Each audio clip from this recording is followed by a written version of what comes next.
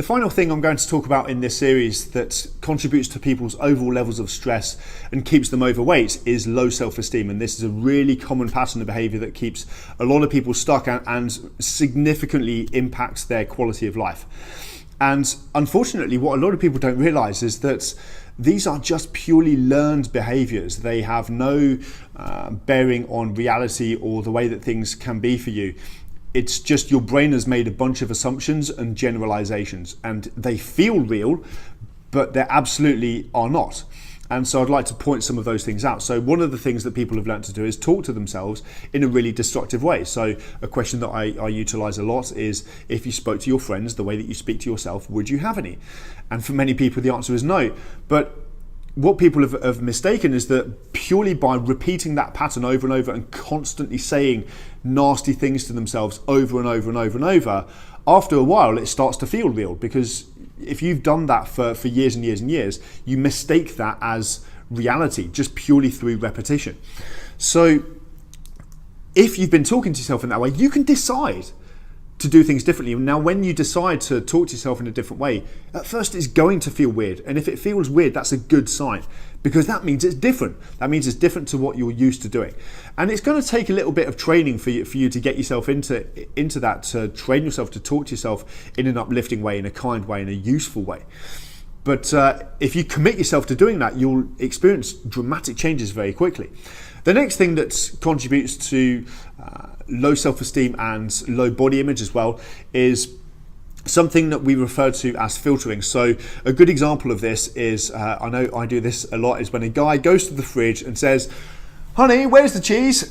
and it's nowhere to be seen. And for me, Rachel will walk up and go, "There it is," pick it off the shelf, and it's right in front of my face. And I've just completely deleted it from my experience. So I'm staring at the cupboard or the fridge or whatever it is that I've opened, and it's right there in front of me and I can't see it. That's an example of filtering, because you put your brain into a particular perceptual filter.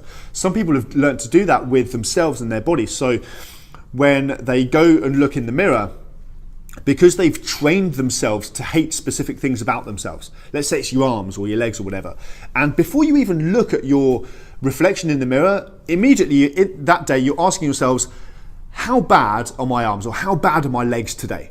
Now there's a presupposition in that question that your arms or your legs are bad. The only thing that you're capable of questioning, if you're going to answer that question, is how bad they are. So immediately you zero in on that one particular thing that you're looking at, and you're filtering for all of the things that you hate about it. Everything else about you gets deleted, or certainly is completely irrelevant, and you just make this one thing, you zoom in on it and you just make it your entire reality. That's one of the things that people have learned to do, and through repetition, eventually that just purely becomes their reality, and they're constantly looking for all of these things that they dislike about themselves. They train themselves into doing it through questions. They will say stuff like, what else don't I like about myself? And you're disgusting.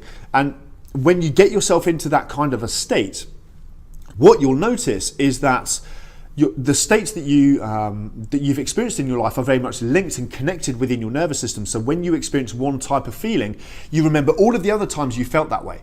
So, for example, when you're in an argument with somebody, all of a sudden you can remember all of the hundreds of things they've done that have really annoyed you. And when you're in a state of self-hate and self-loathing, it becomes much easier to find loads of other stuff that you hate about yourself, because you're just constantly looking for those kinds of things. Now, when you train yourself to look for the things that you love about yourself, which is obviously the next step in the process, at first you'll go nothing, because you're in that frame of mind. So it takes effort and the commitment to make a decision to decide to filter for these things that you do like about yourself instead. And at first it takes time and effort to find those things, but then eventually after a while, once you focus on them and you really embrace them and you really engage in them, then they start to compound on themselves, and then you start to learn how to start doing self-love. And that's one of the elements of learning to do that.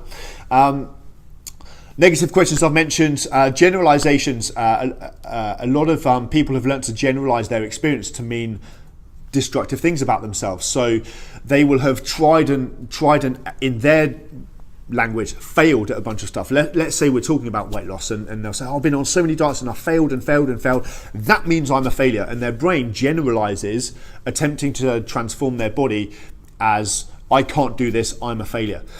And that inevitably affects how they feel about themselves. And people can do this in all kinds of areas. People do it in relationships. Oh, I'm such a screw up when it comes to relationships, and they've learned to generalize themselves. And your brain will make generalizations all the time. It's a neurological shortcut that is a very useful and time-saving process. And we've evolved to be that way, because if you had to make new decisions about everything that you saw every day, you'd be stuck and overwhelmed. So our brains are going to make generalizations, but sometimes it does that in unhelpful ways.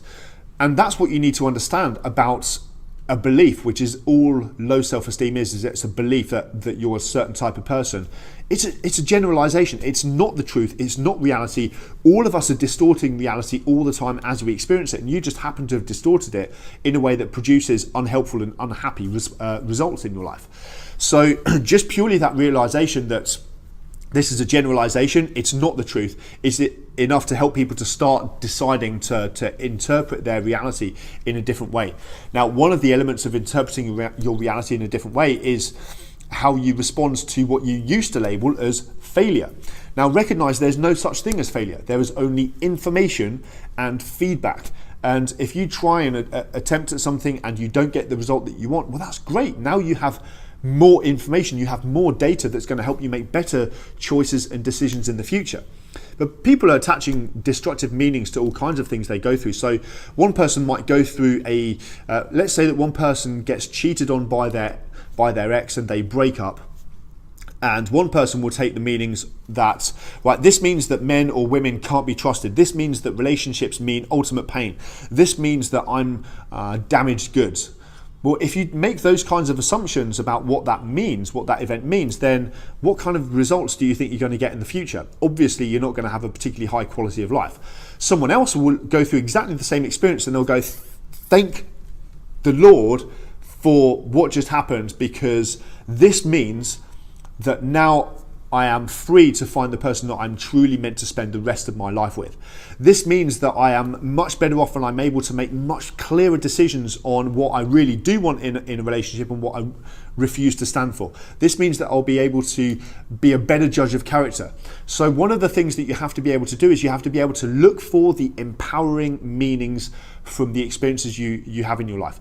Everybody experiences pain in their lives at various points, and some people go through horrendous trauma. But what's interesting to notice is that two people can go through the same traumatic experience.